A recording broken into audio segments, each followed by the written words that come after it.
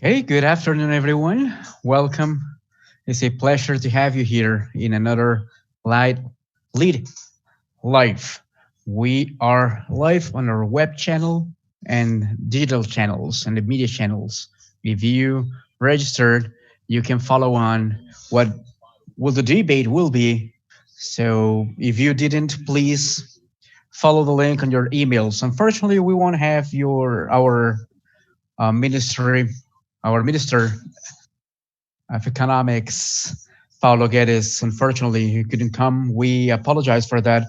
They confirmed the presence of Minister Paulo Guedes, but he didn't come. So we decided to anticipate the participation of João Doria, São Paulo State Governor, to bring you more information for you, business leaders. Thank you, João Doria, for your participation. We know how hard it is to get time, especially in these particular times, but it's very important to have you here. We have Luis Fernando Guiti and Roberto Gianetti. He comes from LIDE Energia, and he is one of our consultants, and they will be with us in this live. Before moving on, let me explain a little bit what the dynamics will be for this session.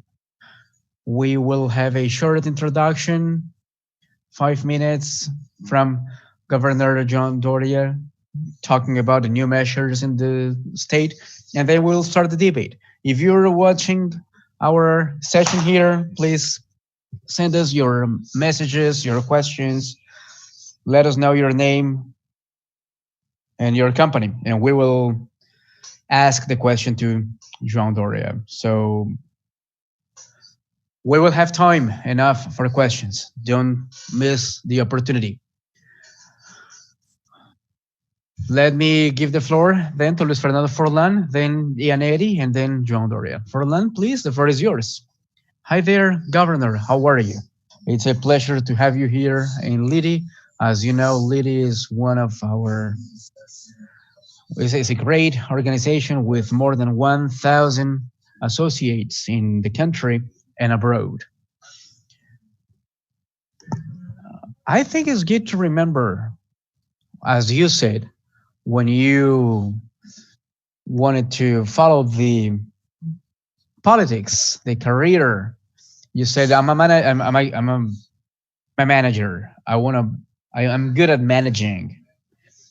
And I think this pandemic shows how your former experience, your ability to build teams, to set goals, and distribute responsibilities is something that is really remarkable in these really complicated times that we are living through. So I believe we are all getting the benefits of your capacity for those of us who live in Sao Paulo. And it's an example for every Brazilian everywhere in the country. About this um, complication we had with Paulo Guedes, this is a very delicate time now, right? And who's following the orders from the presidency. I've been there for 4 years, and I know there are some emergencies and some complicated times. I know Minister Paulo Guedes, he was with us last year. He was in Campos Jordão. I know he will be here in the future when the opportunity arrives. So, in your articulation, I'd like to hear from you about your dialogue, your liaison with the other governors, and the way you were getting together in the south and southeast of the country with other governors, because the experience of Sao Paulo, I think, is something remarkable, and I think it's a very nice thing that we can use as a model for other states having that are struggling against the pandemic. It seems that Sao Paulo has reached a steady state. We are following the news, of course, but in this moment, I think it's important to tell that for those people who are still struggling with the disease, maybe our experience will be fantastic in that sense. So I welcome you, and I expect this afternoon could be very, very fruitful in terms of messages. Thank you. Thank you very much. Yeah, just really quick, Janetti, and then Governor, please. I'm sorry to interrupt. Yeah. Hi there. Hi there, Luis Fernando. Hi there, João Doria. Hi there, João Doria Neto. How are you? It's very important for me to be here sharing this table with you in this live session. If there is something I would like to say in a very, very, you know, in a loud voice, is that I admire the leadership and then the three things that I believe were paramount to sail through these times. The ability of creating protocols and leading the initiatives, rigorous but rational protocols that were really good. I think is without those protocols, I think it will be an insane time. I'm using insane because sane could be the best word that I believe we should pursue, right? The risk is huge, but you did a great job mitigating all the risks. In Sao Paulo, we had all the infrastructure all the time to serve the people who require this type of services. In other countries and in other places in this country, people were dying waiting on the line. So in Sao Paulo, we didn't see that, which I think is remarkable. And the third thing that I'd like to say is the agreement with Sinovac and Instituto Butantan for the production of the vaccine that I believe will be ready before the end of the year. That will be a home run for Sao Paulo's government and for Instituto Butantan to distribute and apply this vaccine. I think the production capacity is like 1 million doses per day. So that's a huge capacity. And I believe we can create a very, very good immunity. Not only Sao Paulo, why not Brazil? Why not the world? We can export vaccines maybe.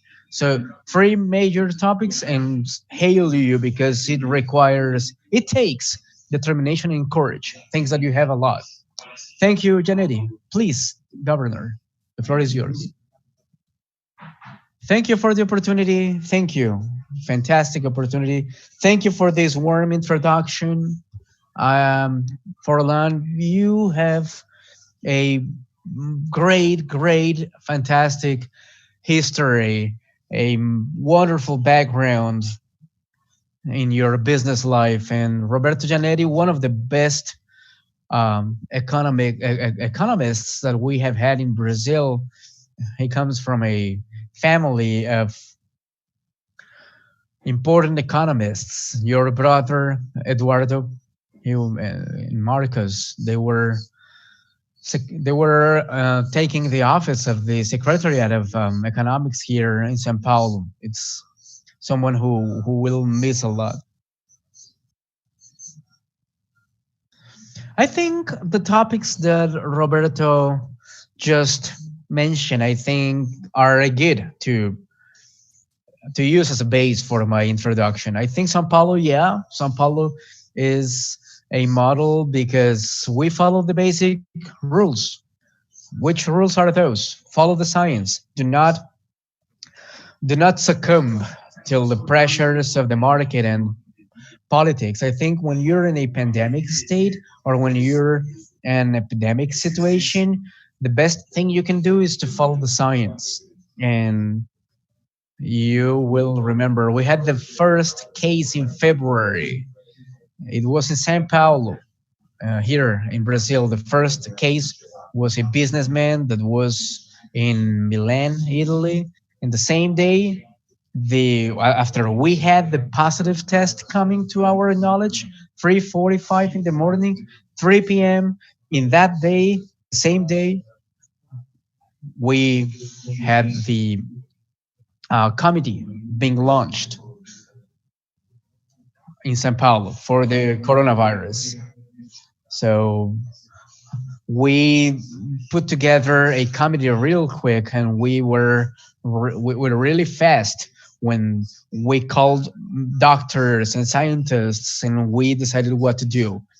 This contingency comedy that was created on the Ash Wednesday back in February today is full of a great team of different schools of medicine that we have in Sao Paulo. That was one of the first things we did right. I think it doesn't matter if you're in the public or the private life, you should be surrounded by good people. You should be surrounded by people who know better than you, who know more than you, because it's not about your solution, it's about the best solution. And not always people, it doesn't matter how hard they try or how good they are, they can get together to a better decision if we think together. If we put great minds around us, it will be better. And Sao Paulo was an example in that sense. In this 120 days of quarantine, we are doing the best, and we have been praised by many countries from the first world, from other states. What Roberto said in the beginning is not, he's not exaggerating. You saw what happened in Italy, a very old country, or Spain. Spain is the same size of Sao Paulo, 46 million people, same population. Italy, the same thing. What happened? Chaos. Health system collapsed.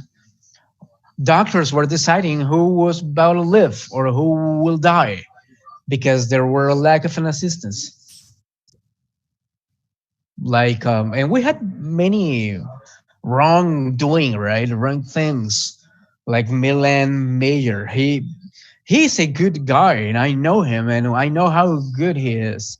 But he was convinced by his team, maybe, and he said Milano no se ferra, Milan doesn't close. It was a disaster. It killed people. 6,000 people died because of a failure of the Lombardy government because they didn't do a quarantine. He was enticed, he was seduced by the economic policy, by the lack of sensibility of those people who wanted to keep their business running no matter what, no matter how people can get killed. Unfortunately, taking away so many lives of people, not only in Italy, but in so many other regions.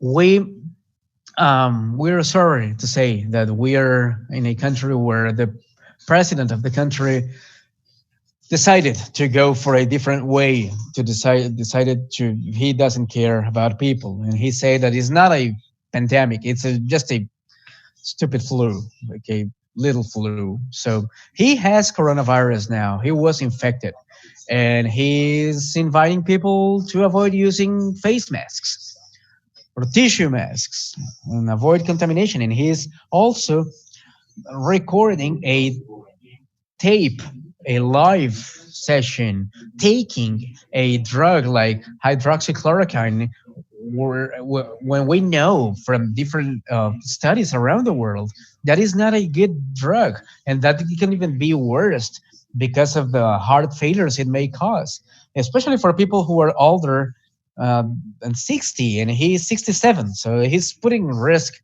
his own life. We follow the science, we follow the medicine, is what we do here. It's hard, of course. We suffer pressure from everybody, from everywhere. We know how hard it is to stand your ground. And you have threats, you have physical threats, you have death threats, you have people trying to invade your home, people telling you things and calling you names. Or you're resilient, Roberto, Luis Fernando, John, or you need to do what you have to do, or otherwise you will succumb not only to the threats but also to what it's the easy way, like that raven that was singing in the forest and thought he was the best singer ever, but he was not hearing any other of the birds. It's a legend that we have. And we have millions of people infected by coronavirus. We have 1 million losses, people who lost their lives. And it was very, very serious. And I think the scenario here in Brazil would have been better if we would follow the science, if we would had another attitude from the president. If it weren't because of the many governors that follow the science, we would have be crying over the tombs of many people in a graveyard. We are committed to the science, to the health care. We are committed with medicine to keep our people alive. Unfortunately, these governments that were trying to do their best, they had to buy breathers and they had to buy equipment from other countries in Turkey, in South Korea, in China, to bring PPEs or monitors. Or we only had one factory here in Brazil that were producing lots of personal protection equipment, but they were exporting everything for the United States because of a decision of Donald Trump. So that was another mistake of our government. Our internal manufacturing capacity was all committed with the United States. And unfortunately, in Para, in Sierra, in Paraná, in Rio Grande do Norte, in Paraíba, and in so many other places, we had a very, very bad scenario. And why didn't happen in Sao Paulo? Because in Sao Paulo, we surrounded ourselves not by politicians or some other people. I'm a businessman and I'm a politician now, but I'm not a selfish one. I need to hear what the doctors have to say. So hospitals, municipal hospitals and city hospitals, we need to buy respirators, breathers. We need to buy equipment. We need to train our physical therapy, our respiratory therapy professionals. We need to do this, otherwise, this will be very complicated. We need to create campaign hospitals. We had two in Sao Paulo that were funded by the government of Sao Paulo, and two were founded by the city hall. And they are an example for the country. We did the first ones. We did the best ones. We did the first quarantine in the country together with Rio de Janeiro. Today, I announced the sixth quarantine extension from July the 15th. And that's within the Sao Paulo plan. That's not an opening program. It's not a flexibilization program. It's a smart quarantine. It's an heterodox quarantine that we follow the pathways of the virus. Where is it stronger? Where is weaker? What can we do? So that's a reference for the country, and it's a reference for the world. Why not? An international reference. We should be proud of it. Yesterday, I did my 30-second interview for an international channel. 32 interviews from Canada, France, Spain, Great Britain, China, South Korea, and so many other countries in Latin America. Yesterday, for example, I talked to El Clarín, one of the biggest newspapers and media groups in Argentina. So it's not about me, it's about my team, it's about what we did here, the teams of doctors that make up the committee, and together with Patricia Elling and Enrique Meirelles and three economists, brilliant minds, led by Carla Brown. She is fantastic. She was working in Goiás, and they are enlightening our office, trying to give us the best information possible to understand what can we do. We have Eduardo Haddad and Alexandra Schwartz, also great economists, and Ana Carla, she is fantastic. She's considered one of the best economists of the country. She is part of one of the biggest consulting groups in terms of economy. It's because of this team that we, on the first month, we brought Deloitte, 22 professionals from Deloitte, from the big consultancy group. They are working here for 90 days here in Bandeirantes Palace, where we have this room where they can work safely. Oliver Raymond, the same thing. They are here. They are still working with many professionals, giving us advice. We took the fantastic contribution from Boston Consulting. They have some professionals, no charge, free of cost. It's amazing to help us with that. Do you know what they do here? They bring data, they bring information of 215 countries in the world. It's a lot. They bring the good things and the bad things. When you're humble, you get something. Instead of creating the information, you bring the information to you. Instead of following the wrong pathway, we follow the right path. So we have also some other consultancy groups that are auditing all the equipment, all the services, everything that we receive in Sao Paulo. 770 million of Brazilian reais were raised in products, services, money to help our people in Sao Paulo. Not only the infected people, but also because we have the schools, we have the basic services, we have security, we have everything. So we need to pay for that. So if you're reliable, you will raise in 60 days 700 million. They're here. Many, the donors are here. They are watching us now. This group is fantastic. We have a meeting on Monday. In September, we will have the group working with this possibilities of doing more. So we have this smart quarantine that goes till July the 30th. All right. 5 topics that I would like to use to wrap up my introduction. The number of diseases here in Sao Paulo is going down for 2 consecutive weeks, 14 days going down. That's fantastic. That's something that we know that is we are doing the right thing. We are the only state that is in the plateau. We follow the science. That doesn't mean that we need to make it more flexible or open everything. No, that's about keeping an eye on that plateau and promoting the the reduction. We, in terms of lethality, we are doing very fine. We are doing very well. In lethality, we're really low. We're in 4.85. In Sao Paulo, the city, and in the metropolitan area, this group of mayors led by Covas, they, instead of fighting against the group, they got together and they worked together. And we're in the yellow ribbon. We have 6 colors: red, yellow, red, orange, yellow, blue. You know, all these colors, and we are in the yellow. We are not in the red anymore. You can take a look at the news today.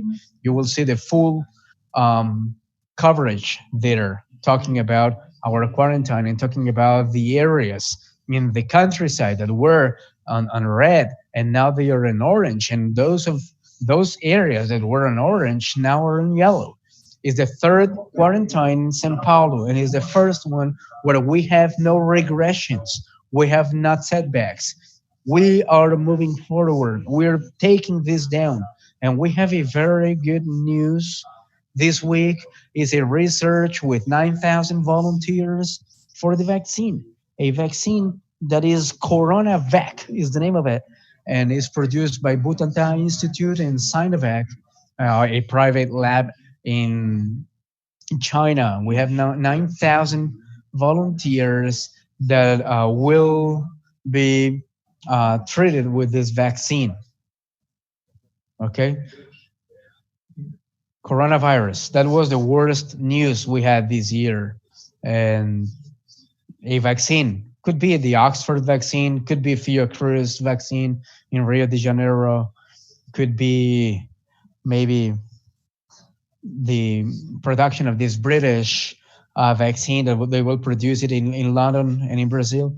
I hope we can have these two vaccines really soon. We're the only country in Latin America, right? That you correct me if I'm wrong, Luis Fernando, but we're the only country that we are almost there with two vaccines, AstraZeneca and um, the Chinese lab.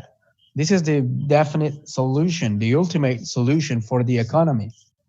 I would like to be clear on this. The enemy of the economy was not the quarantine. The enemy of the economy is the pandemic.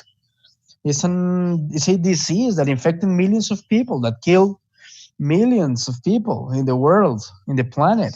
We are just part of the planet. To fight back the pandemic is what will bring us to the new to the normality, right? And to retrieve our economy and reestablish our jobs. We want to be transparent. We are not ideological. We are not against science. We are not against doctors as some other politicians are. We want to be with our population. And for those of you who are watching this, we wish you a very, very great um, recovery. Thank you very much. About that last topic, there's a question here of Victor Rollenberg from Sergipe.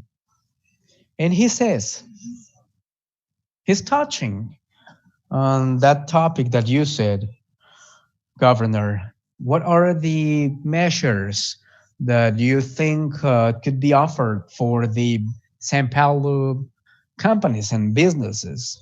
Because on one way or another, we're kind of used to this pandemic situation. We know it's hard. We know we have to suffer.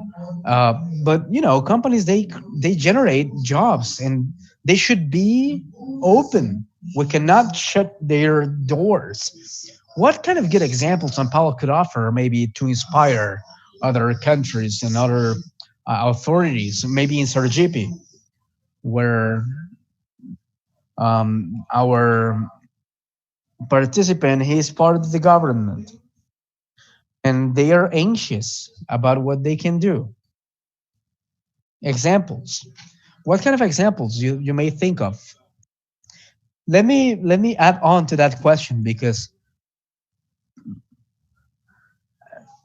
as the government has supported business people with Sao Paulo plan, but business people they helped the government. I think that's something really really interesting that he may start talking. How business people can also help the government.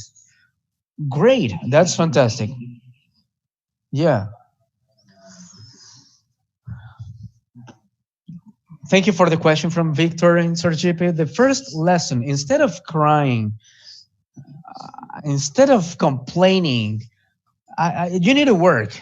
People can complain, of course, especially business people, those who are not part of the business group, the poor people.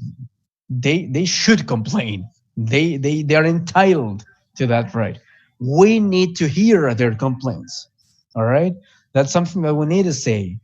It's our duty as governments to hear and support the initiatives, the free initiatives, the entrepreneurship. In Sao Paulo, we were talking and we are working a lot with our development bank. It's called Desenvolve Sao Paulo. And it's Nelson de Souza, the one who's leading this. He comes from Piauí, just um, really close to Sergipe. And he was part of Michel Temer. He was with here. He was with us here. Yeah, he's brilliant. We have one of the best. We have the best people, the best brains here. I'm not asking if they like me or not. I don't ask if they are from the right or from the left. I don't care. I want to have honest hardworking people, people who understand what they do, what they have to do. So Nelson Sousa, he has 37 years of experience in Caixa Bank. He was the leader of some projects here in São Paulo for micro and mid-sized companies. So yeah, we had a lot of things to do. We had some priorities. We do not have the money of BNDES. They have 150 billion Brazilian reais that they have that there and they are not using it now. They need to promote new possibilities, right? If they don't want to give the money to the governments, they could do something else. BNDS Bank, they have 150 billion Brazilian reais that they are there. They are not being used, and I think those resources should get there, should get to people that need. All right, we have this subside from the government, and that is the only help that the population is getting from them. They are getting 600 Brazilian reais, something like $100 or $200. It was measured by Rodrigo Maia, a great politician. It was the only help. Here in Sao Paulo, 750 million Brazilian reais were um, devoted for supporting business and small businessmen, business people. You know, these micro entrepreneur, they people who need $1,000, $2,000 to survive to the crisis, and they can pay special interest rates, and they start paying, you know, in the future. So it's very important that governors and the states understand this. Sergipe has been fantastic. We know how hard it is to work without party identity, without thinking on politics first. It's about making best public policies, all right? And that has no color. So I think it's about supporting the poor and people who need this money. We have the Solidarity Fund. We have 775 million Brazilian reais. This money is not for companies, not for big companies, not for small companies. It's for poor people, for people who are in need, for people who are looking for a job, people who have no income at all, people who are in extreme poverty. They are part of the consumption cycle. If we don't give them the minimum conditions to survive, like hygiene products and things for the children, those children who are not in the school, they are watching online classes and everything, we will have a unprecedented social crisis. We will have the worst crisis, worse than ever. So worse than the former governments like Lula or Dilma. We cannot have people hungry, going to the streets, looking for something to feed their families. We have, under the leadership of Bia Doria, my wife, we had more than 1 million basic markets that we offer to people. 1 million. We had different products like alcohol gel and water and things that people will need, right? And we had social support for these people. Market baskets, 350 million we devoted for the countryside so they can create policies for the poorer people. All right. I think the government should understand that they need to work together with business people. So, in order to make sure that this poverty won't become a social convulsion, Okay, it will break down. It will invade the supermarkets, the retail shops. Who will stand against a crowd invading a supermarket to look for meat or bread or milk? So that was one of the basic premises. I'm really happy to see that many initiatives were taken in the same vein in other states. So thanks to Nelson Sousa and our economic team, we were the first to do this and give credit to low interest rates. The idea was to promote this type of credit so the um, development bank could offer money or could offer credit. The only bank that can print money, let's say, make money, is the central bank. But and we cannot do that. If we need to create a debt to make life possible for millions of Brazilians, is now. So the federal government should do this. Just a real quick thing on BNDES Bank. I was president of the bank, of the BNDES Bank myself for 5 years and 3 months. The BNDES, they don't have branches. It's just a bank that has no. They don't. They only repost money, right? It's through commercial banks. Could be state banks or private banks, and just maybe some companies, big companies, can do the direct operations with the BNDES bank. I think yeah, they are holding the money not only in the BNDES bank, they are holding the money in the private institutions. They are not very interested in that. Yeah, give me that money. I'll take it to the people who need it. In 3 days, the money will come to the people who need that, and the micro business person will receive in 24 days. Yeah, I understand that the risk of the BNDES bank is not the micro entrepreneur, is the big bank. All right. So yeah, just to clarify, yeah, it's in Brazil, not in Rio de Janeiro. Yeah, we had 20 minutes more. We have many questions here. Let's be um, let's try to be short in our questions and answers. I have a question, Bill. All right. We will have a very complicated fiscal time in 2021, right? This year, we had losses in terms of tax collection, fiscal crisis, I say.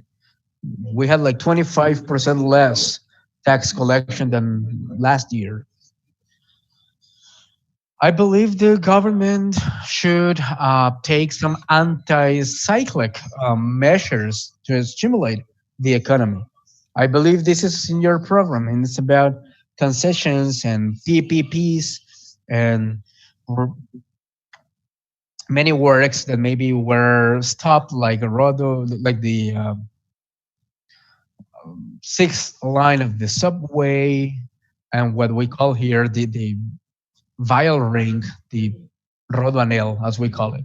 How can we reset the economy of the most important state in the country? Like the new Rio Pineros, a very important work in the south region of Sao Paulo, trying to revitalize urbanistically the Pinheiros River, the IT pole in the south.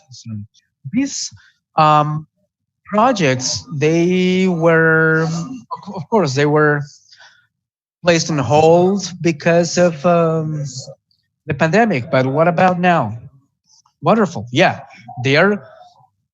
They are on hold. They are on hold, but they were not stopped. All right, it's good to say that not private nor public works they were stopped. We continued working on these works, of course, maybe slowly than the usual pace, but our civil construction people here in Sao Paulo, the companies and all the consortiums and everything, they did fantastic things and they were very innovative, following not only the protocols but doing even more. They went beyond to protect their lives. And when it comes to the public works, they didn't stop.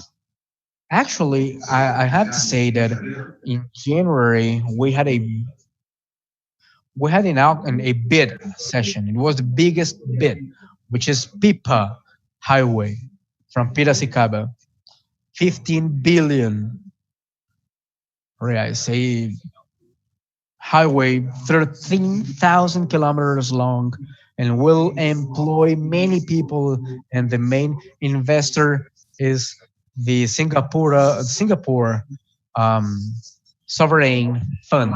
So it's a very interesting thing, and it is one of the most interesting projects when it comes to de-estatize the state. We have airports, we have highways, we have ports, parks. Everything is part of the de-estatization process, and that will be resumed. Enrique Morales could be invited here in LIDE. He will talk about the what we call the retake 2021 2022. He is working on a very interesting agenda, trying to put together with Mauro Ricardo. He worked in Paraná in Salvador with ACM Neto and Bruno Covas,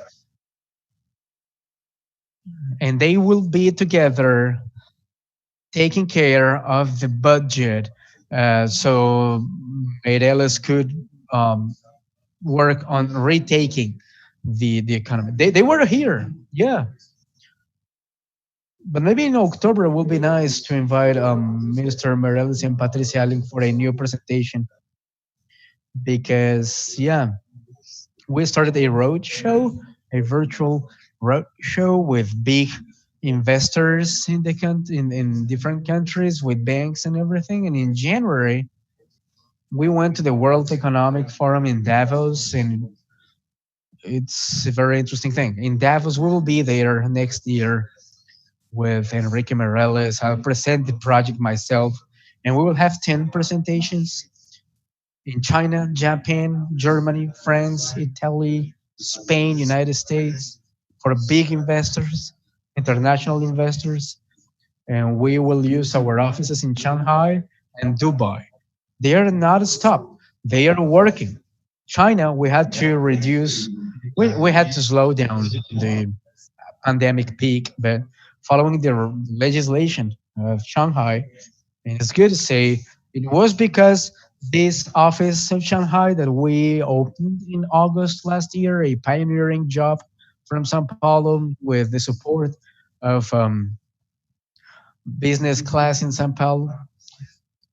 That's why we were in front of everyone with the vaccine of Sinovac, right? We have the CoronaVac now because of this office in Shanghai.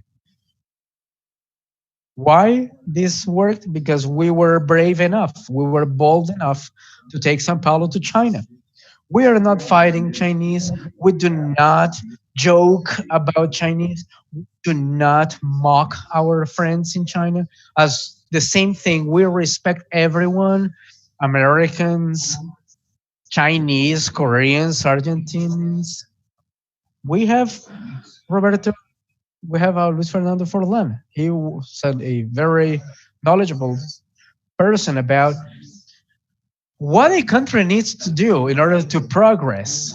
When you need to make friends, not enemies. So that's what we do. Middle East, same thing. Dubai is working a lot. Is helping us a lot with important funds like Mubagala and what check.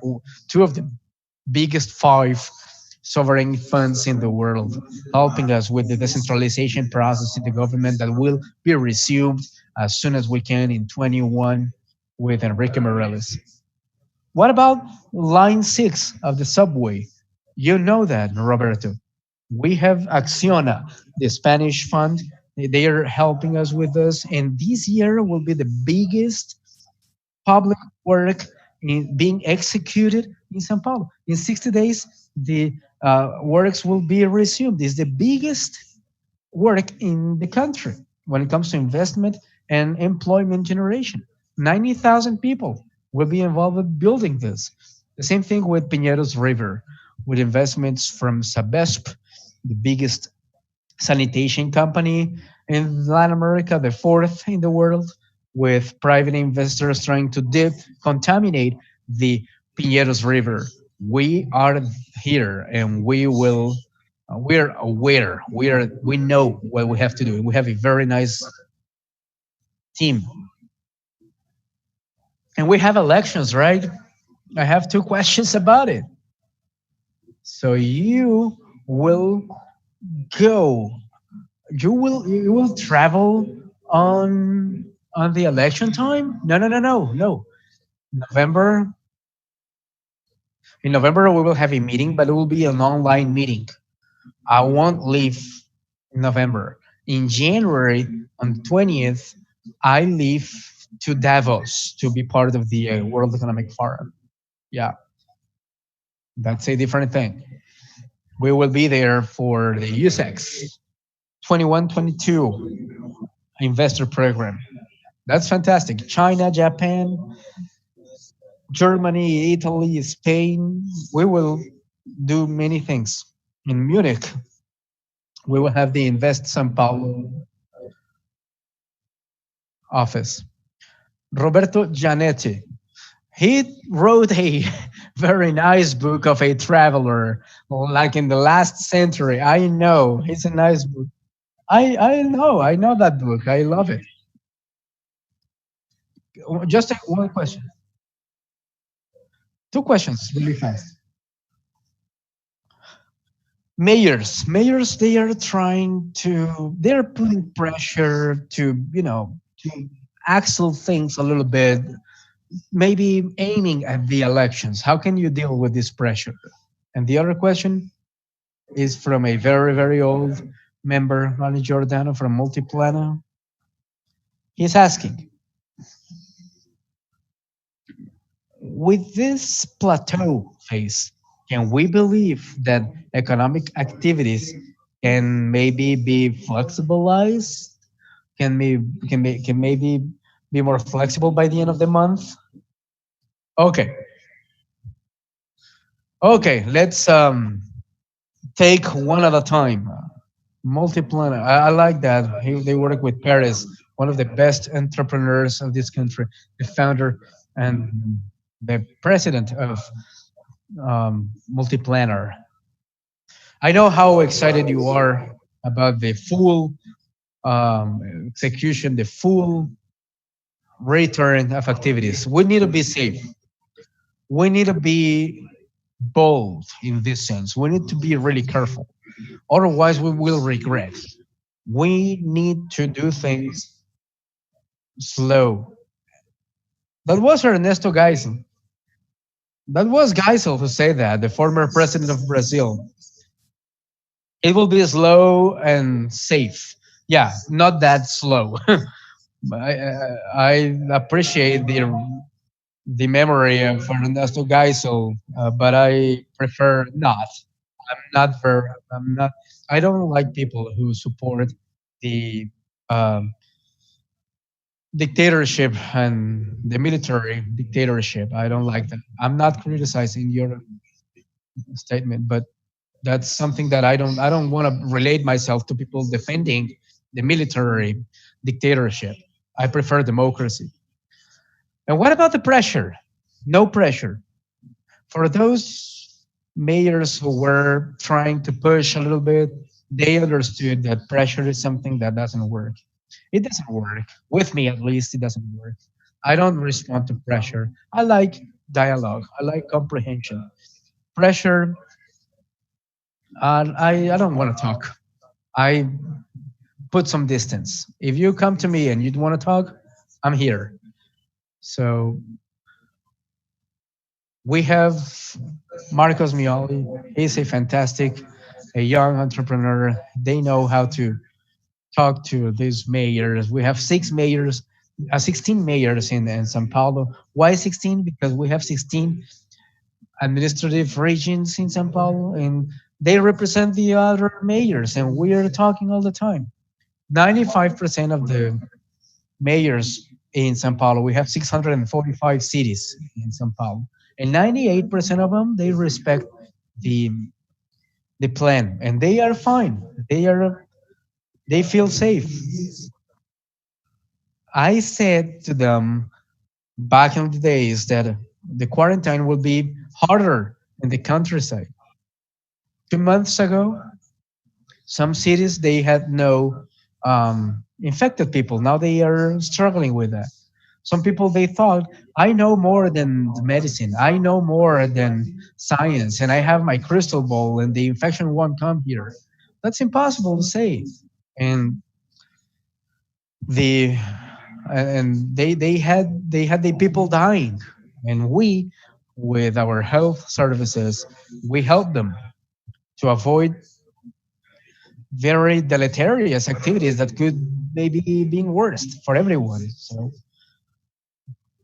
they tried to sue the government, and they lost. They lost their in the court, an historical case actually of a very good relationship with the justice court, with the accounts tribunal, accounts court. We have regular meetings every month. The audit office, with the court of law, with all the different instances. We have meetings to see how can we make smooth processes to avoid, unnecessary fighting. So we are reliable, and they trust us, and we are reliable. I respect the autonomy of these powers in São Paulo. Governador, vocês me ouvem? Eu perdi o áudio um minutinho. Governador, nós temos 5 minutinhos ainda para direcionar algumas perguntas. Eu vou aproveitar para fazer uma aqui a você. Qual a dificuldade, qual a maior dificuldade em anunciar e manter uma quarentena, visto que quem mais pressiona ou critica normalmente é quem está olhando mais para o próprio umbigo do que realmente o que está acontecendo. Eu pergunto isso para talvez despertar um pouco de empatia em quem às vezes não consegue enxergar o que a gente vive hoje. We are not clear about what we live today, right? Yeah, information is the answer. People who are informed, people who know, they understand that information is plural. You cannot read and watch and listen to the things you want. You should read the magazines and the journalists and the newspapers that you like, but you need to read those that you do not like, because they will bring more information to you. The same thing with newspapers, the same thing with digital sources, the same thing with people. When you talk to people, we need to be plural. If you're plural, if you consider many sources, maybe you will have more information, and you will use your information in a best way. Information in Sao Paulo, that's something that we work a lot in the pandemics. We have we like talking to the press. Maybe we don't like you know in a specific newspaper or whatever, but it doesn't matter. We invite them all. Or those who are who are criticizing us, or those who are praising us, it doesn't matter. They are sitting next to each other. 89 press conferences, 89, 1 hour and a half each. No pre-selected questions. No journalists unable to come. You can come and you can ask whatever you want. And we have all the secretariats here and all the team, and they are free to say whatever they want to say. The best alternative is to get informed, to be informed, to get information, have multiple sources, and not only, the things that I want to say or the things that I want to hear. If you have more information, perfeito. Janete, você tem mais alguma Janete, pergunta? do you have anything Depois else? já vamos caminhando aqui para o... Because we need to wrap up. Yeah, the last one, all right? I think it's important. When it comes to the Congress, which is a very important relationship that we need to have, the Congress in Brazil is something very important. The importance of the COSUD, which is the consortium of the states of the southern regions of Brazil. It's half of the Brazilian population and maybe 2/3 of the GDP. How this structure, COSUD, is prepared to talk to the Congress, maybe in a unified way, maybe in a consolidated form for the big interests, especially when it comes to the public debt. A great question. Yeah, COSUD was our idea. We launched this consortium. Southeast is a forum of governors. I don't want to be the owner of the ideas. I don't want to be the holder. I created it after my election, and it was a decision after a visit I got from Winston Witzel, the governor of Rio de Janeiro. In a lunch together, I proposed a forum of Southeast governors, and that was in December, and I suggested that the main office, should be in Brasilia. I think it's exactly where it should be. In April, I suggested the COSUD, Consortium Southeast, with Rio Grande do Sul, Santa Catarina, Paraná, São Paulo, Espírito Santo, Minas Gerais, and Rio de Janeiro. 71% of the GDP of the country is based on this region. 70% of this population of our Brazilian population is in these states. The relation of the governors is very good. We have different political ideas, but they have been very wise and they are fighting the pandemic. We had an economic agenda that was a very good one inside COSUD. In January, it was our first meeting in 2020, and in February we were run over by the pandemic. But yeah, the program unfortunately had to be, put on hold. We had some trips to Japan, China, but yeah, we had to remove that from the agenda to prioritize what is the priority now, right? But we have a very good relationship and we are working together.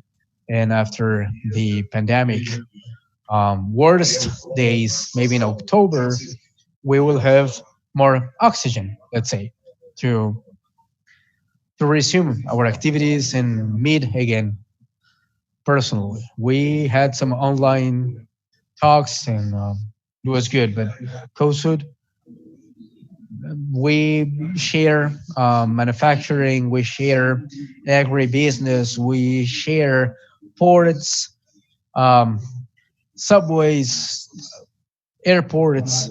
So it's something that is a very an interesting project, and I expect in October we can get together again, and we'll have the elections in November. So let's see how it happens.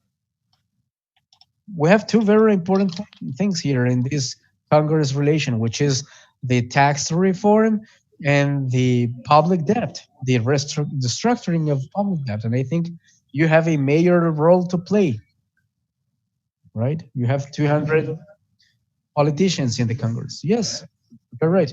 And it's Enrique Morales. The fact of having Mireles is fantastic because he's a leader and he knows everything, and he's a very, very intelligent man, and he's very respected, and he's a great leader. He always was a great leader. So he will be the reference for us. We have friends. Monsueto Almeida was a loss for Brazil, but having a Republican in country, but unfortunately he left the team of Governador. I have good news for everyone who are listening to us. I have privileged information today that in the Minister of the Economy, a professional was hired, a very experienced, well-seasoned worker from Vale do Rio Doce. He was a VP of a company where where I am shareholder, and he was hired to implement an agenda of reducing what we call the Brazil cost. São Paulo can contribute on this with the agencies that we know as the time savers, Poupa Tempo.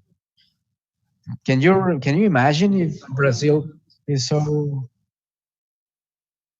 Brazil is so expensive to do business? Well, but you didn't tell the name. All right. So you have the name, but you don't want to say it. GL is the initials. All right. GL. Yeah. JL. All right. Okay, that's fantastic. Having someone like that coming from the private sector to implement this program. That's fantastic. Mauro Ricardo, in this new person, they may talk a lot to share measures and do something in São Paulo and in Brazil to reduce the cost of São Paulo, of doing business in São Paulo. That's fantastic. Yeah, I have a meeting with him now. I'm late actually for the meeting. So give me the name JL. I don't know. Give me that on WhatsApp right now. All right. But let me just say that Paulo Guedes, he took two good fellows. They were leaders of the LIDE, and they work on LIDE. That's fantastic. Yeah, I know. They say they are tired of seeing my picture on the wall. I hope they can do something about it. They are amazing. Gustavo Enio and Paulo Evo. Yeah, they are brilliant. They are really good. Paulo Elber, he was my secretary, and he did a fantastic job in terms of cost reduction. We did great job here. We removed, eliminate costs. We cut costs with the electronic official dairy. It was fantastic. We uh, inform our people with the online, with an online service. Yeah, it's a fantastic thing. It's online. Yeah, it was fantastic. It was very good. Sorry, everyone is speaking at the same time.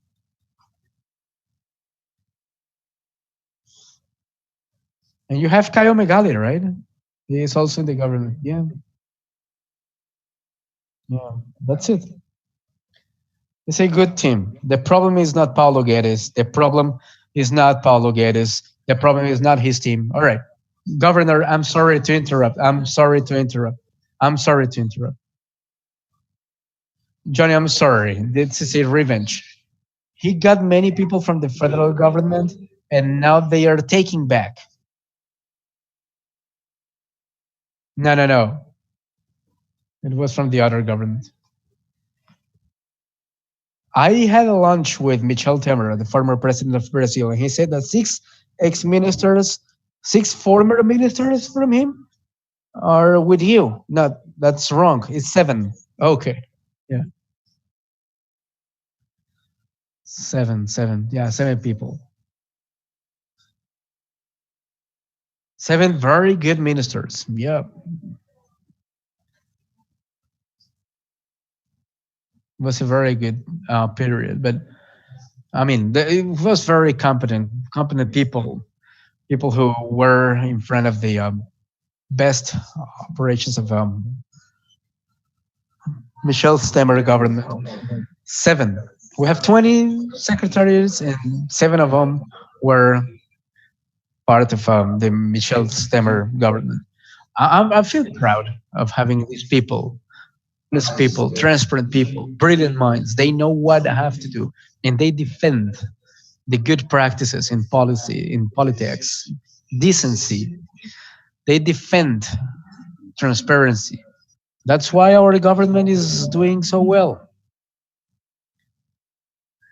That's why in the former launch that we had in LIDE, we are growing 2.9 GDP. That was 2.9.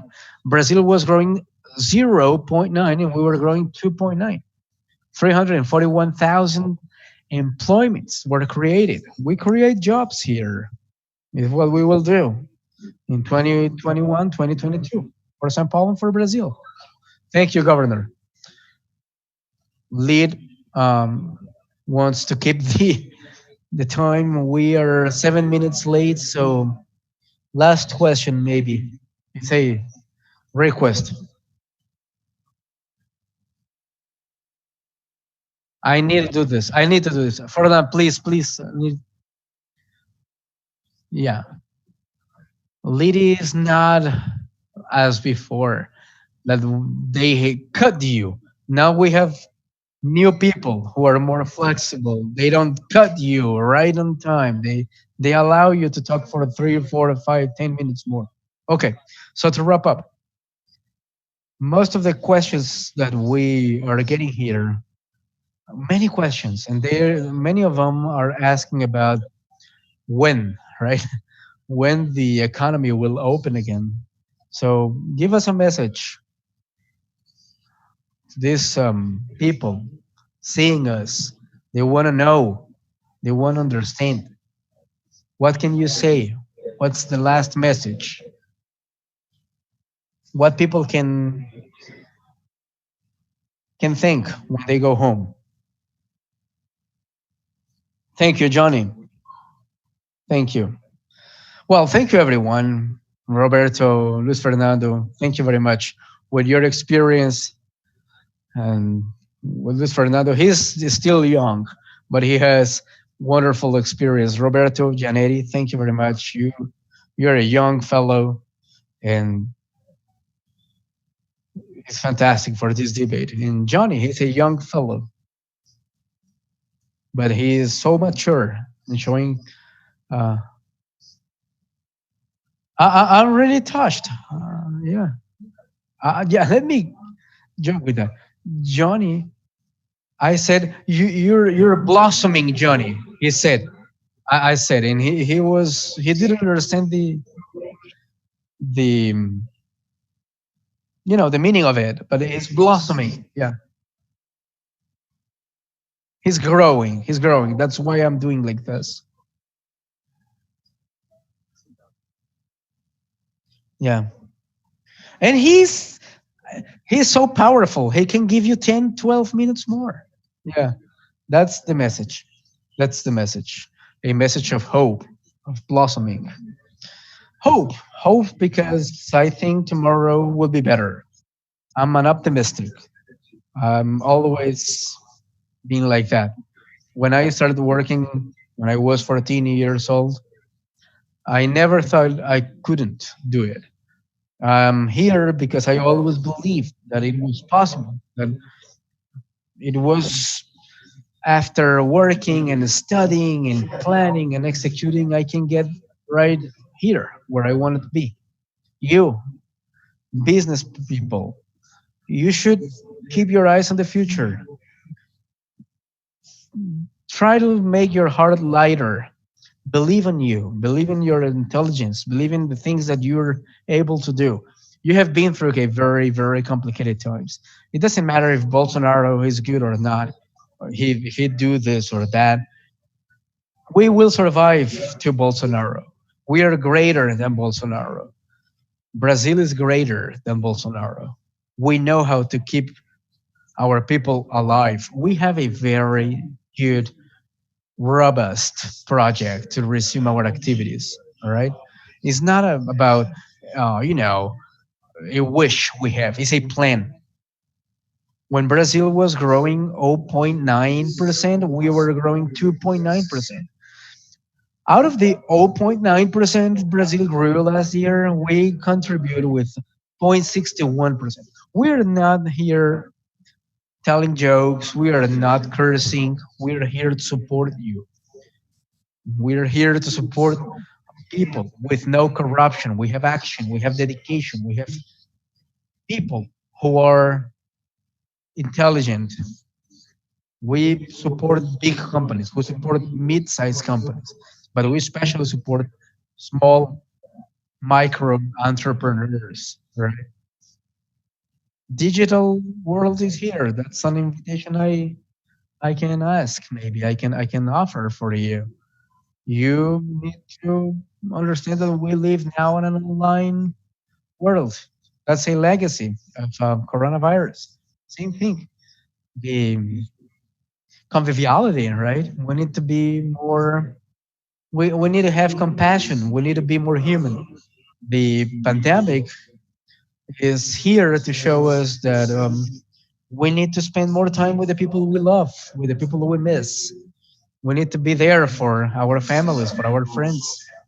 Social distancing was very cruel, and we hope we can get together and that we can take these two legacies and include them in the in our regular lives. The ability of innovating. In June, we had new companies coming. It was the biggest registration of companies.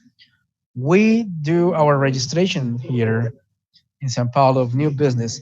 Micro business or micro entrepreneurs, they are creating their business because they have hope. They want to create. They want to become entrepreneurs. So yeah, good ideas. Ideas that maybe are virtual today, they will be physical tomorrow. Try new things. Some shopping centers, instead of complaining, they created drive-through. Drive-through. Buying things in a shopping center, in a shopping in drive-through. How? That's only for a sandwich, for hamburgers. No, it is not. That's amazing. You can buy whatever online now in your cell phone, your iPad. You do your supermarket. You can buy art, TV, cell phones, whatever, without leaving your home. And you're promoting, you know, retail, and you're supporting delivery. Magazine Luisa, for example. Luis Elena Trajano, she's a fantastic businesswoman. Instead of complaining, they were able to uplift the company, and they worth 4 times more than their value before the pandemic. How come? Because they dream and they realize and they perform. So it's not it's not the time to be sad. It's not the time to be, you know, complaining. See the good examples. Talk to people. Promote new networks. Life will be better. Trust on your abilities. Thank you. Thank you. November, December, maybe the new normal. Johnny, I can answer that. That's not even the $1 million question. I cannot say that. I hope November. I hope November will be the new normal, but I don't know. We need to understand the virus. The new normal is here now, but after the vaccine, then we will talk again. The production is 60 million vaccines in Butantan Institute, CoronaVac. We want to produce more. With the Mascovas, we want to produce part of Oxford vaccine. Okay, so let's see.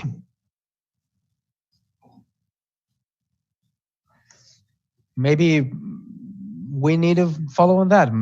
I don't know. We need to see the redemption for the normal, the new normal will be from the vaccine on. When we can make millions of Brazilians immune, then it will be normal. And prosperity will come. Till that moment come, resilience, prayers, and work. Thank you. So after the yellow, then green and blue, that's it. That's it. I'm in the yellow now. That's it. Yellow, green, and blue. That's it. That's it. That's it. After yellow, green, and blue. That's it. Exactly the flag you're holding. That's it. Thank you, Johnny. Thank you. Thank you very much, everyone. Optimism. Okay, thank you. And prayers. Thank you. Thank you, everyone. Thank you, Janetti. Thank you for everyone. Have a nice weekend. I wish you my best wishes and thank you very much. Amen. All right. Bye-bye.